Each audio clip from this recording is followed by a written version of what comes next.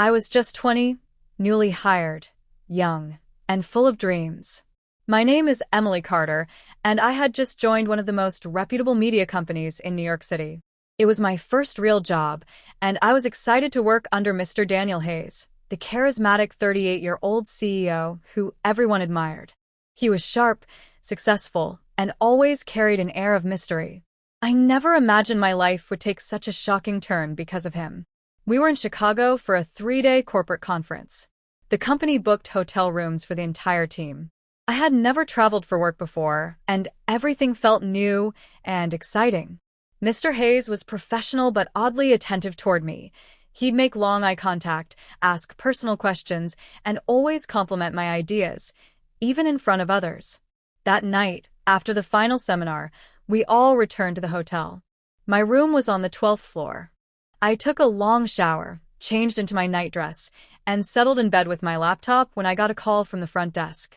"Miss Carter, Mr. Hayes asked us to bring some documents to your room." "He'll be there shortly," said the receptionist. I felt confused. At this hour? It was past midnight. Still, I waited. 15 minutes later, there was a knock. I opened the door, and there he stood, Daniel Hayes. No assistant. No documents. Just him. He smiled and walked in casually, his shirt slightly unbuttoned, his eyes lingering on me longer than they should have. "I just needed a quiet place to talk," he said, closing the door behind him. "Talk about what?" I asked, feeling uneasy. He sat on the edge of my bed, leaned forward, and said, "Emily, you're smart, beautiful, and different from the rest. I've been watching you." I froze. His hand brushed against mine. I stood up, backing away. "Mr. Hayes, I think you should leave." But he didn't. He stood and slowly walked toward me. Then, suddenly, a loud knock on the door. I ran to open it. It was Sarah, my coworker from the same floor. She had come to check on me, because she felt something was off. She'd seen Mr. Hayes walking toward my room. He straightened up and gave a fake smile. "Just checking on her. She's new, and I wanted to make sure she was okay," he said smoothly. Sarah didn't buy it. "Come with me, Emily," she said sternly. That moment saved me. The next day, I reported everything to HR. Turns out, I wasn't the first. 3 other girls had left the company silently over the past year. They were all young interns. No one had dared speak up, until now. Mr. Hayes was suspended pending investigation. I gave my statement to legal authorities. My career was shaken, but my courage was born that night. Now, 2 years later, I work for a women's rights organization that fights for workplace justice. What happened in that hotel room could have broken me, but instead, it made me stronger, that I thought it was over. After reporting Mr. Hayes, I was given time off from work. HR told me the company had launched a formal investigation, and until then, he would be under review. But deep inside, I knew this wasn't the end. Daniel Hayes wasn't the kind of man who accepted defeat quietly. And I was right. 2 weeks later, I received an email. No name, no signature, just a message. "You don't know who you're fighting. Be careful what you choose to remember." My heart dropped. That same night, I noticed a black car parked outside my apartment building. It wasn't there the day before. It stayed idle, engine running. Then it drove off when I looked directly at it from my window.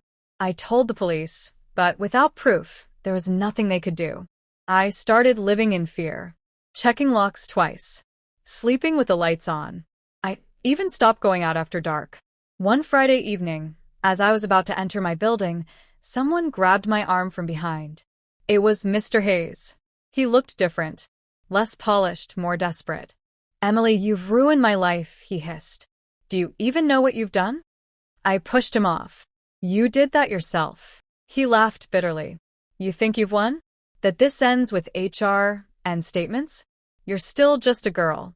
A pawn. They'll forget you. But I won't." He vanished into the crowd before anyone saw. I broke down that night. The next morning, I booked a train ticket and left New York for good. I moved to Boston, took a new job with a tech startup, and started rebuilding.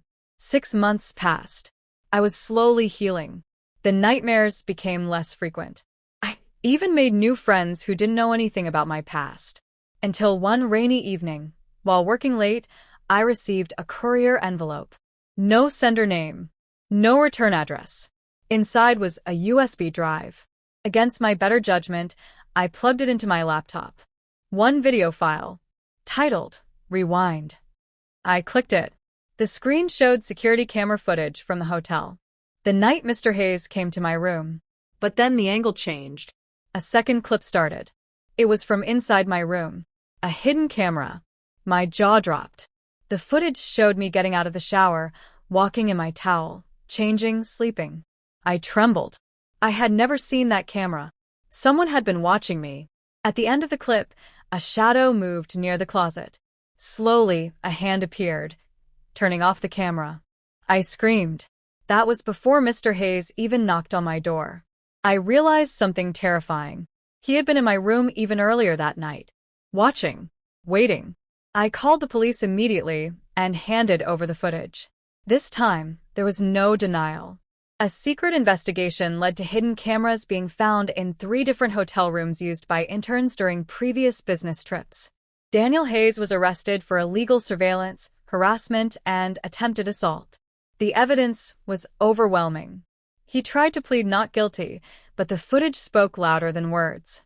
He was sentenced to 8 years in prison. But that's not the end. A year later, I stood on a stage at a conference for women in tech, sharing my story. My voice didn't shake. My hands didn't tremble.